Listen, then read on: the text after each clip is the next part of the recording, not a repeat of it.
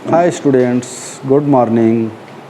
आज हम लोग एक टॉपिक पढ़ने जा रहे हैं जिसका नाम है इलेक्ट्रोमैग्नेटिक रेडिएशन। इलेक्ट्रोमैग्नेटिक रेडिएशन क्यों पढ़ रहे हैं, इसके पीछे वजह ये है कि इलेक्ट्रॉन और एटम के स्ट्रक्चर, इलेक्ट्रॉन जो है एटम के अंदर किस तरीके से किस एनर्जी लेवल पे होता है, कहाँ होता है, इसकी जानकारी के लिए हमारे लिए बहुत ज़रूरी है ये जानना कि इलेक्ट्रॉन जो है किन ऑर्बिट्स में रह सकता है। इन ऑर्बिट्स को जानने के लिए, इनके बारे में पूरी तरीके से जानने के लिए, किस तरीके से एक एनर्जी लेवल से दूसरे एनर्जी लेवल में जाता है, कैसे दूसरे एनर्जी लेवल से किसी और एनर्जी लेवल में जाता है या आता है, कहाँ जा सकता है, कहाँ नहीं जा सकता है, इसके बारे में जानने के लिए हमको इलेक्ट्रोमैग्नेटिक रेडिएशन के बारे में समझना बहुत ज़रूरी है। तो इलेक्ट्रोमैग्नेटिक रेडिएशन को जानने के लिए सबसे पहले हमें ज़रूरत पड़ती है कि हम इलेक्ट्रोमैग्नेटिक रेडिएशन को जानें। तो जो इलेक्ट्रोमैग्नेटिक रेडिएशन होती है, एक ऐसी रेडिएशन होती है जिसको चलने के लिए किसी मीडियम की ज़रूरत नहीं होती है। और इसका सबसे बड़ा जो एविडेंस है वो ये है कि सन से लेकर पृथ्वी तक जो रेडिएशन आती है, लाइट रेज है या हीट रेज है, ये जो आती है वो डेफिनेटली वास्ट यानी बहुत बड़ी डिस्टेंस वो होती है, लाखों किलोमीटर की डिस्टेंस होती है, जिसमें से 200 से 400 किलोमीटर तक मैक्सिमम आपको, अगर बहुत लो डेंसिटी में भी कोई मैटर या गैस या आयनोस्फीयर जो भी आपको मिलता है वो बहुत कम डिस्टेंस तक मिलता है।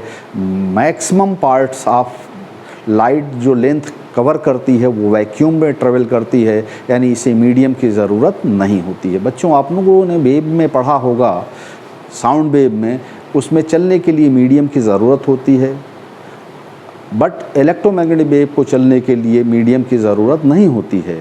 जो आपकी साउंड वेव प्रोड्यूस होती है उसमें कोई पार्टिकल वाइब्रेट करता है और अपने वाइब्रेशन के द्वारा एनर्जी और मोमेंटम का ट्रांसफ़र पूरी मीडियम में करता है, जिससे कि मीडियम के पार्टिकल्स वाइब्रेट करने लगते हैं और अपने वाइब्रेशन के द्वारा एनर्जी और मोमेंटम का ट्रांसफ़र करते रहते हैं। इस टाइप की वेव्स को हम लोग मैकेनिकल वेव कहते हैं। बट जिस वेव के बारे में हम लोग पढ़ने जाते हैं वहाँ कोई मैटर ही नहीं होता है, तो कोई पार्टिकल भी नहीं होगा।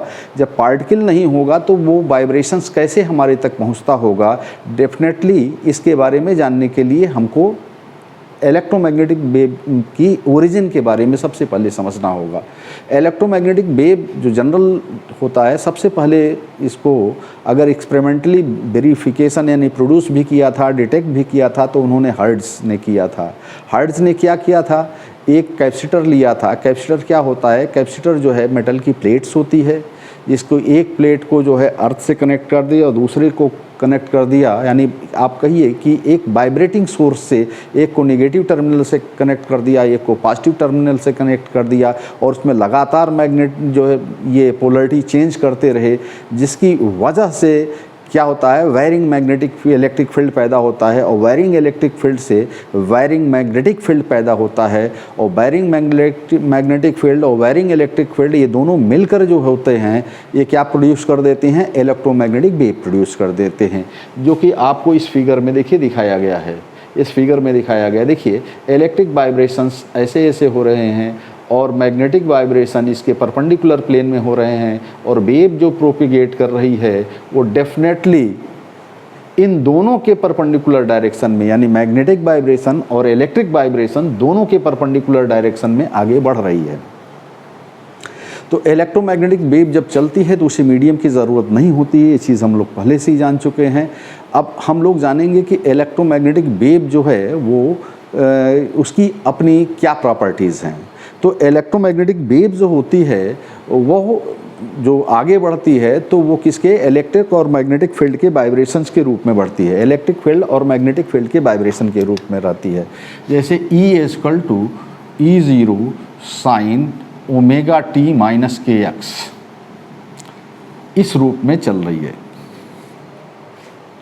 और इसमें वाइब्रेशन किसका होता है, इलेक्ट्रिक फील्ड का वाइब्रेशन होता है।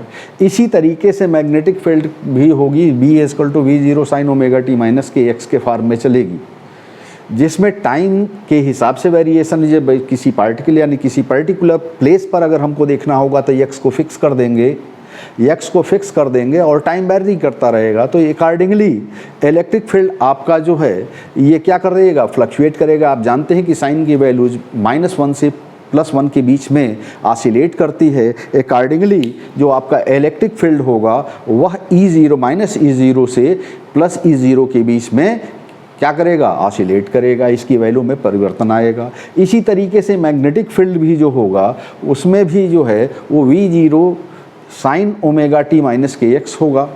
उसमें भी क्या है, अगर किसी पर्टिकुलर पोजीशन पर आप वाइब्रेशन मैग्नेटिक फील्ड को जानना चाहते हैं तो x को फिक्स कर दीजिए, टाइम वेरी करता रहेगा तो टाइम के अकॉर्डिंगली मैग्नेटिक फील्ड की वैल्यू में चेंजेस आता रहेगा।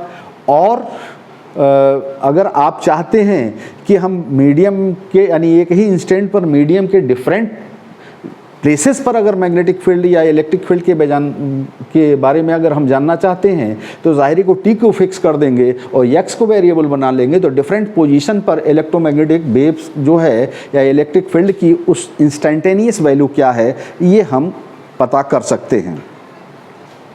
तो इस चीज़ को हम पता कर सकते हैं, यानी जैसे साउंड वेव में पार्टिकल्स वाइब्रेट करते हैं और उनके वाइब्रेशन के थ्रू जो है एनर्जी प्रोपिगेट करती है, बिल्कुल उसी तरीके से इलेक्ट्रोमैग्नेटिक वेव में इलेक्ट्रिक फील्ड और मैग्नेटिक फील्ड के वाइब्रेशन के द्वारा जो है एनर्जी जो है प्रोपिगेट करती है। इलेक्ट्रिक फील्ड के वाइब्रेशंस जो होते हैं एक प्लेन में होते हैं, मैग्नेटिक फील्ड उसके परपेंडिकुलर प्लेन में होता है और जो इलेक्ट्रोमैग्नेटिक वेव होती है वो आगे की तरफ बढ़ती है। इसके कैरेक्टरिस्टिक्स में क्या आता है, इसके कैरेक्टरिस्टिक्स में यानी इलेक्ट्रोमैग्नेटिक वेव के कैरेक्टरिस्टिक्स की बात करें तो सबसे पहली बात आती है कि हम फ्रीक्वेंसी, यानी 1 सेकंड में हमारा इलेक्ट्रिक फील्ड जितने वाइब्रेशंस कंप्लीट करेगा उसे हम इलेक्ट्रोमैग्नेटिक वेव की फ्रीक्वेंसी कहते हैं। जैसे ये क्या है, अब मान लीजिए इलेक्ट्रिक फील्ड ही मान लीजिए, सपोज कीजिए ये किसी इंस्टेंट पे 0 रहा होगा तो किसी पे जाकर ये +E0 हुआ होगा, फिर लौट के आया होगा धीरे धीरे घटते हुए, फिर ये आया यहाँ पे -E0, यानी इलेक्ट्रिक फील्ड जो है +0 से E0 से -E0 के बीच में ये क्या करता है, वेरी करता रहेगा, राइट। उसी तरीके से आपका मैग्नेटिक फील्ड भी इसके परपेंडिकुलर प्लेन में क्या होगा, +V0 से -V0 तक ये ऑसिलेट करता रहेगा और इन दोनों के परपेंडिकुलर यानी मैग्नेटिक फील्ड जो होगी वो इस डायरेक्शन में या उस डायरेक्शन में आगे बढ़ती होगी, ठीक। तो अब E0 से E0 तक होने और E0 से इलेक्ट्रिक फील्ड की वैल्यू 0 होने और फिर अपोजिट डायरेक्शन में -E0 तक होने और फिर पलटकर लौट कर जो है फिर 0 होने के बीच में जो एक साइकिल कंप्लीट होती है उसे हम क्या कहते हैं, उसे कहते हैं एक ऑसिलेशंस। और नंबर ऑफ ऑसिलेशन पर second by the electric field और मैग्नेटिक फील्ड दोनों इक्वल ही होते हैं। तो ये जो होता है ये फ्रीक्वेंसी ऑफ इलेक्ट्रोमैग्नेटिक वेव कहलाएगी। और एक वाइब्रेशन कंप्लीट होने में यानी इस इलेक्ट्रिक फील्ड या मैग्नेटिक फील्ड के एक वाइब्रेशन कंप्लीट होने में जितना समय इलेप्स होगा वो उसका टाइम पीरियड कहलाता है। तो दूसरा इंपॉर्टेंट फैक्टर होता है टाइम पीरियड। टाइम पीरियड और फ्रीक्वेंसी एक दूसरे से रिलेटेड होते हैं by the relation this one, इससे रिलेटेड है। दूसरी चीज़ क्या होती है, दूसरी चीज़ होती है तीसरी चीज़, यानी आपका ये हो गया फ्रीक्वेंसी हो गई और ये टाइम पीरियड हो गया। तीसरा इंपॉर्टेंट फैक्टर होता है वेवलेंथ। चूँकि इलेक्ट्रोमैग्नेटिक वेव है तो डेफिनेटली इसकी भी वेवलेंथ होगी, जैसे कि साउंड वेव की होती है।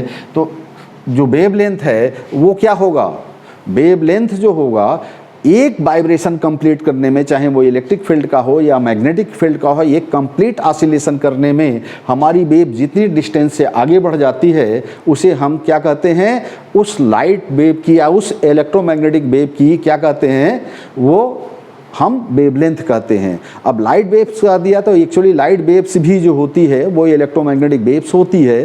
तो इलेक्ट्रोमैग्नेटिक वेव भी जो है जब आगे बढ़ेगी तो वो लाइट के रूप में भी चल सकती है, अल्ट्रावायलेट रेज के रूप में भी चल सकती है, कॉस्मिक रेज के रूप में भी चल सकती है, गामा रेज के रूप में भी चल सकती है, एक्स रेज के रूप में भी चल सकती है, इलेक्ट्रोमैग्नेटिक आप कह सकते हैं रेडियो वेव्स के रूप में भी चल सकती है, माइक्रो वेव्स, यानी इसके डिफरेंट फॉर्म हैं।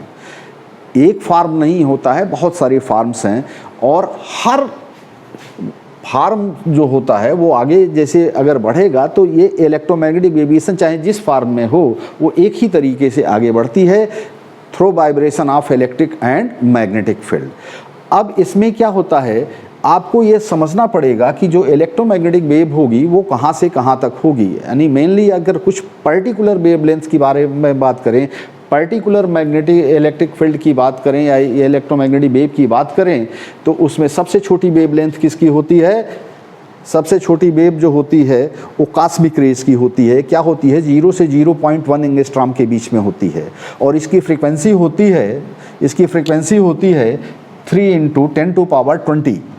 जबकि गामा रेज क्या होती है? गामा रेज की जो वेवलेंथ होती है 0.0 एंगस्ट्रॉम से लेकर 0.1 एंगस्ट्रॉम तक होती है, और इसकी फ्रीक्वेंसी जो होती है वो कितनी होती है? 3 × 10⁻19 से लेकर 3 × 10⁻20 हर्ट्ज तक होती है। इसी तरीके से आपकी गामा रेज जो है इसकी फ्रीक्वेंसी कहाँ से कहाँ तक होती है? 0.1 एंगस्ट्रॉम से लेकर 150 एंगस्ट्रॉम तक होती है, और इसकी जो फ्रीक्वेंसी होती है वो 2 × 10⁻16 से लेकर 3 × 10⁻19 हर्ट्ज तक होती है। इसके बाद आती है अल्ट्रावायलेट रेज। अल्ट्रावायलेट रेज जो होती है ये क्या होती है? ये 3800, आप देख सकते हैं कि 150 एंगस्ट्रॉम से 3800 तक होती है, और जो आपकी विजिबल रेज जिसे लाइट रेज आप कहते हो, लाइट रेडिएशन कहते हो, वो 3800 से लेकर 76, सम बुक्स में आपको 78 भी मिल जाएगा, इतने एंगस्ट्रॉम तक होती है। और आपको इंफ्रारेड रेडिएशन जो होता है वो कितना होता है? जहाँ से ये समाप्त होता है वहीं से ये स्टार्ट हो जाएगा। 7600 से लेकर एंगस्ट्रॉम से लेकर 7600 एंगस्ट्रॉम से लेकर 6 × 10⁻6 एंगस्ट्रॉम तक होती है। यही आपकी हीट रेज कैरी करती है, यानी हीट को कैरी करने वाली रेज को इंफ्रारेड के नाम से जानते हैं हम लोग। इसके बाद माइक्रोवेव्स आती है। आप लोग घर में तमाम चीज़ें, तमाम डिलीशियस फूड्स का जो है आप आनंद लेते हैं माइक्रो ओवन में, तो उसमें माइक्रोवेव्स का ही इस्तेमाल होता है। और इसके बाद रेडियो वेव्स, या इसे टेलीविज़न वेव्स भी कहते हैं। ये टेलीविज़न वेव्स या रेडियो वेव्स की जो क्या कहते हैं आपका एंगस्ट्रॉम में होता है वो 3 × 10⁻9 एंगस्ट्रॉम से 3 × 10⁻30 एंगस्ट्रॉम तक ये हो सकती है, और इसकी फ्रीक्वेंसी 1 × 10⁻5 से लेकर 1 × 10⁻9 तक हो सकती है, यानी 1 × 10⁻9 तक हो सकती है। अब हमने ये जाना, तो ये आपके लिए इम्पॉर्टेंट है, पर्टिकुलरली आप बोर्ड एग्जामिनेशंस के लिए इम्पॉर्टेंट है कि आपको पता होना चाहिए कि इलेक्ट्रोमैग्नेटिक वेव किन किन वेव्स से मिलकर बनी है, उसमें कौन कौन सी इलेक्ट्रोमैग्नेटिक रेडिएशंस आती हैं। तो आपसे ये पूछा जा सकता है कि इनकी वेवलेंथ रेंज क्या है, इनकी फ्रीक्वेंसी रेंज क्या है, इनके ओरिजिन के बारे में भी पूछा जाता है। तो ये कहाँ पैदा होती हैं और कैसे पैदा होती हैं। तो इसमें मेन चीज़ ये है कि कॉस्मिक रेज, यानी बहुत डिटेल में तो आप जाकर न्यूक्लियर फिजिक्स या एटॉमिक फिजिक्स में जाके पढ़ेंगे, जिसे हम मॉडर्न फिजिक्स के नाम से भी जानते हैं, लेकिन थोड़ा बहुत जानकारी हम लोगों को केमिस्ट्री में इसकी ज़रूरत पड़ती है। और वो ज़रूरत क्या है कि ये कहाँ से, मतलब ये इनकी रेंज तो ये हो गई, वेवलेंथ तो ये हो गई, ये पैदा कैसे होती हैं। तो कॉस्मिक रेज का ओरिजिन जो होता है वो क्या होता है, वो स्पेस में होता है, और स्पेस से वो वेव्स जो है हाई पेनिट्रेटिंग पावर की वजह से अर्थ सरफेस में, यानी अर्थ के एटमॉस्फेयर को पार करते हुए हमारे तक पहुंच जाती हैं। इसका मैक्सिमम पार्स तो जो गैस या जो भी मिलता है आपका मीडियम में, उसको आयनाइज करने में चला जाता है, कुछ रेज हम तक पहुंच पाती हैं। और उसके बाद आता है गामा रेज। गामा रेज की ओरिजिन जो होती है, आपने लोगों ने थोड़ा बहुत सुना होगा रेडिएशन के बारे में, रेडियो एक्टिविटी के बारे में पढ़ा होगा। तो रेडियो एक्टिविटी के बारे में जब आपने पढ़ा होगा तो ये भी जानते होंगे या सुना भी होगा तो उसमें 3 टाइप की रेज निकलती हैं, alpha rays, beta rays and gamma rays. वास्तव में अल्फ़ा रेज, बीटा रेज और गामा रेज जो होती हैं ये रेडियो एक्टिव के फिनोमेना आपको ऑब्जर्व होती है। अल्फ़ा रेज और बीटा रेज तो आपके पार्टिकल्स हैं। बीटा रेज क्या हो सकता है? बीटा रेज इलेक्ट्रॉन हो सकता है, पॉजिट्रॉन हो सकता है, राइट। और ये क्या हो सकता है?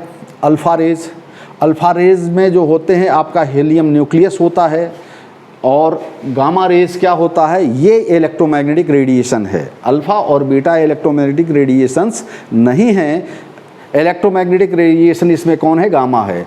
अब ये कैसे पैदा होती है? ये न्यूक्लियर ओरिजिन की है, क्योंकि आपको पता है कि रेडियो एक्टिविटी की फिनोमेना जो हम देखते हैं उसका ओरिजिन जो है, प्लेस क्या है? वो न्यूक्लियस है। अब ये क्यों निकलती है इसके बारे में थोड़ा बहुत मैं आपको बता देता हूँ। वो क्या होता है कि जब जो न्यूक्लियर फोर्स होता है, न्यूक्लियस में आप जब जाते हैं तो न्यूक्लियस में क्या होता है? आप जानते हैं कि सारे पॉजिटिव चार्जेस वहीं जो है कन्फाइंड रहते हैं, और इलेक्ट्रोमैग्नेटिक फोर्स एक स्ट्रांग फोर्सेज है, और उनके बीच की डिस्टेंस, प्रोटॉन के बीच की डिस्टेंसेज जो है अगर बहुत कम होगी, अगर प्रोटॉन और प्रोटॉन के बीच की डिस्टेंस अगर बहुत कम होगी तो इसमें हाई रिपल्सिव फोर्सेस एक्ट करेंगे। उसके बावजूद भी न्यूक्लियस इतना स्टेबल कैसे हो सकता है, इतना जो है स्ट्रांग कैसे होता है? तो उसका रीज़न होता है, उसका आंसर है short range forces, that is nuclear forces. ये much more stronger than that of electromagnetic force. तो इनके तमाम जो हाई रिपल्सिव फोर्सेज होते हैं उनको ओवरकम कर लेती हैं। लेकिन इसमें दिक्कत ये है कि इसकी रेंज बहुत कम होती है, मैक्सिमम 2 से 3 फर्मी तक जा सकती है मैक्सिमम। और जब न्यूक्लियस का साइज़ बड़ा होने लगता है तो वो क्या होता है? न्यूक्लियस का साइज़ बड़ा होना लगता है तो उस रेंज को अगर पार करता है, जो न्यूक्लियर फोर्सेज की रेंज है, तो फिर क्या होता है? हमारा जो न्यूक्लियस होता है स्टेबिलिटी गेन करने के लिए इन रेज का क्या करता है? इमिशन करता है। अल्फ़ा, बीटा और गामा रेज का इमिशन करता है। इसको डिटेल में रेडियो एक्टिविटी में पढ़ेंगे, लेकिन थोड़ा बहुत जान लेते हैं। अल्फ़ा रेज का इमिशन कब होता है? देखिए, प्रोटॉन और न्यूट्रॉन के रेशियो को सुधारने के लिए न्यूक्लियस में अल्फ़ा पार्टिकल्स मौजूद नहीं होता है। 2 प्रोटॉन और 2 न्यूट्रॉन आपस में कंबाइंड होते हैं। कंबाइंड होने के दौरान ये एनर्जी रिलीज़ करते हैं, और एनर्जी रिलीज़ करके उसमें से कुछ एनर्जी कैरी करके ये स्वयं बाहर आ जाते हैं, और रेस्ट जब होता है न्यूक्लियस एक्साइटेड स्टेट में छूट जाता है। तो एक्साइटेड स्टेट से नॉर्मल स्टेट में, आप जानते हैं कि एक्साइटेड स्टेट में कोई भी, चाहे वो एटम हो या कोई भी चीज़ हो, चाहे आप स्वयं हो, एक्साइटेड स्टेट में बहुत देर तक नहीं रह सकते हैं। तो एक्साइटेड स्टेट से नॉर्मल स्टेट में जब न्यूक्लियस हमारा वापस आने लगता है तो वो क्या करता है? गामा रेज का इमिशन करता है। चाहे वो अल्फ़ा जो है रेडिएशन का इमिशन हो रहा हो या बीटा का इमिशन हो, दोनों के साथ गामा रेज का इमिशन होता है। यानी ये हम जान चुके हैं कि गामा रेज का इमिशन जो होता है इसका ओरिजिन क्या है? वो न्यूक्लियस है। इसके बाद फर्दर जब हम आते हैं तो उसके बाद एक्स रेज आता है। तो एक्स रेज क्या होता है? High energetic electron. जब हाई एनर्जेटिक इलेक्ट्रॉन, इसको इलेक्ट्रॉन को हाई वोल्टेज पर एक्सेलरेट करा के, जैसे आप लोगों ने देखा होगा कैथोड रेज प्रोड्यूस हुई थी, तो वहाँ पर क्या हुआ था? इलेक्ट्रॉन को हमने कैथोड को हमने करंट प्रोवाइड किया था, जिससे थर्मल इमिशन हुआ था, जिससे इलेक्ट्रॉन निकल कर बाहर आए थे। और इलेक्ट्रॉन निकल कर बाहर आने के बाद फिर उसको हाई वोल्टेज आपको 10,000 वोल्ट लगाया था। इसमें 20 से लेकर 60,000 वोल्टेज तक हम लगाते हैं। अकॉर्डिंगली जितना वोल्टेज लगाएंगे उसी के हिसाब से, अगर कम वोल्टेज लगाते हैं, यानी मान लीजिए 10 से 20,000 वोल्टेज लगाते हैं, तो क्या है? सॉफ्ट एक्स रेज निकलेंगी। और जैसे जैसे हम वोल्टेज बढ़ाते जाते हैं तो ये क्या है? आपको हाई पेनिट्रेटिंग वाली रेज निकलेंगी, क्योंकि एनर्जी एसोसिएशन बढ़ता चला जाएगा। तो इसी कारण इनका रेंज होता है। तो जब किसी हाई मेल्टिंग पॉइंट और हाई एटॉमिक नंबर के मॉलिक्यूल पर, या जब ये एटम पर जो ये स्ट्राइक करते हैं इलेक्ट्रॉन, तो उसे एक्साइट कर देते हैं। एक्साइट के दौरान अपनी इस एक्साइटेशन के दौरान एटम जो होता है हाई एनर्जी लेवल में चला जाता है, यानी एक्साइट हो जाता है। लेकिन वापस लौटते समय वो क्या करता है? गामा रेज एक्स रेज का इमिशन करता है। इसी तरीके से अल्ट्रावायलेट रेज का मेन सोर्स हम जानते हैं सन है, और ऐसी ही बहुत बहुत सी चीज़ें हैं जो इसको प्रोड्यूस करती हैं, लेकिन मेन सोर्स जो होता है, जैसे आपसे कोई डॉक्टर है, आपको मान लीजिए कि हड्डी में कोई प्रॉब्लम है, कुछ प्रॉब्लम है, तो आपसे कहता है कि आप क्या करिए, सबसे अच्छा सोर्स होता है कि 10 से 15 मिनट आप जो है सन बाथ लीजिए। सन बाथ से क्या होता है, आपको अल्ट्रावायलेट रेज मिलेंगी, यानी विटामिन डी को जो है, देखिए अल्ट्रावायलेट रेज मिलेंगी। अल्ट्रावायलेट रेज में ही विटामिन डी होती है, वो मेन सोर्स होता है। वैसे तो विटामिन की गोलियां भी दी जाती हैं, बट बेटर ये होता है कि नेचुरली उस चीज़ को हम प्राप्त करें। तो उसको अल्ट्रावायलेट रेज का सोर्स जो है सन हो गया। फिर विजिबल रेडिएशंस हैं। विजिबल रेडिएशन का सोर्स आप नॉर्मली आप देख सकते हैं, आपके घरों में ही होता है, बल्ब रहता है, वो रहता है, ये सब चीज़ें जो हैं वो रेडिएट करती हैं। इसके बाद इंफ्रारेड है, आप देखते हैं गैस में आप जलाते हैं तो आप क्या होता है, जैसे जैसे वेवलेंथ बढ़ती है तो कम एनर्जी में भी चीज़ें रेडिएट होने लगती हैं। फिर माइक्रोवेव्स, रेडियो वेव्स हैं, इस तरीके से ये हो गया। ठीक, अब इसके बारे में देखिए, रेडियो वेव्स की ओरिजिन भी सेम होती है, और इस तरीके से हम लोग और डिटेल में चर्चा आपको नोट्स के प्रोवाइड कर देंगे। फर्दर हम लोग आगे बढ़ते हैं, क्योंकि हमारा मेन कोर्स जो है वो ये नहीं है कि ये क्या है, लेकिन आपको याद रखना ये ज़रूरी है, क्योंकि पूछा जा सकता है 1-2 नंबर में कि इनका ओरिजिन क्या होता है, इनका जो है वेवलेंथ रेंज क्या होती है, इनकी फ्रीक्वेंसी रेंज क्या होती है। अब आते हैं हम लोग प्लांक्स के मेन स्पेक्ट्रम पर आते हैं। स्पेक्ट्रम क्या होता है? Orderly arrangement of electromagnetic wave according to their wavelength or frequency is known as electromagnetic spectrum or spectrum. अब orderly arrangement of electromagnetic wave according to their increasing wavelength or energy is known as spectrum. यानी electromagnetic wave को उनके wavelength के according या frequency के according अगर हम arrangement कर देते हैं तो उसे हम स्पेक्ट्रम कहते हैं। आप जानते हैं कि नॉर्मली जो होता है, जैसे कोई अगर प्रिज्म हो, अगर उससे वाइट लाइट गुजारी जाती है तो ये कॉन्स्टिट्यूएंट्स कलर्स में टूट जाती है। सबसे ऊपर रेड होता है और सबसे नीचे आपका वायलेट होता है। इसका कारण ये होता है, इसका रीज़न ये होता है कि जो वायलेट की जो आपकी रिफ्रैक्टिव इंडेक्स होता है वो सबसे कम होता है, तो ये सबसे ज़्यादा होता है, उल्टा सबसे ज़्यादा होता है तो ये सबसे ज़्यादा मुड़ता है, सबसे ज़्यादा डेविएट करता है, और जो रेड होता है उसका डेविएशन कम होता है। इसी के अकॉर्डिंगली आपने वर्ड सुना होगा बिबज्योर। ये क्या है? जब प्रिज्म से गुजारा जाता है तो लाइट इसी ऑर्डर में अरेंज हो जाता है। सबसे नीचे कौन होगा? वायलेट होगा, फिर इंडिगो होगा, फिर आपका ब्लू होगा, फिर आपका ग्रे होगा, फिर ये क्या है, ग्रीन होगा, फिर ये आपका येलो, ऑरेंज एंड रेड। इसी के अकॉर्डिंगली बैठ जाते हैं या अरेंज हो जाते हैं। ऐसा क्यों हो जाता है? ऐसा इसलिए हो जाता है कि देखिए, सबसे शार्टर वेवलेंथ जो होती है वो वायलेट की होती है। जिसकी वेवलेंथ शार्टर होगी उसकी एनर्जी ज़्यादा होगी, और सबसे ज़्यादा वेवलेंथ जो होती है वो रेड लाइट की होती है, तो इसका डेविएशन सबसे कम होता है। जिसकी वेवलेंथ ज़्यादा उसकी रिफ्रैक्टिव इंडेक्स कम। रिफ्रैक्टिव इंडेक्स कम, इसके मतलब डेविएशन उसका कम होगा। तो ये इसके अरेंज हो जाती है। अब ये आपके दिमाग में डेफिनेटली ये क्वेश्चन तो एराइज करेगा ही करेगा कि ऐसा अरेंज क्यों हो जाती है। जैसा कि हम जानते हैं कि इलेक्ट्रोमैग्नेटिक रेडिएशन जो होती हैं वैक्यूम में तो सेम स्पीड से ट्रेवल करती हैं। सबकी स्पीड जो है 3 × 10³ 3 लाख किलोमीटर पर सेकेंड होती है।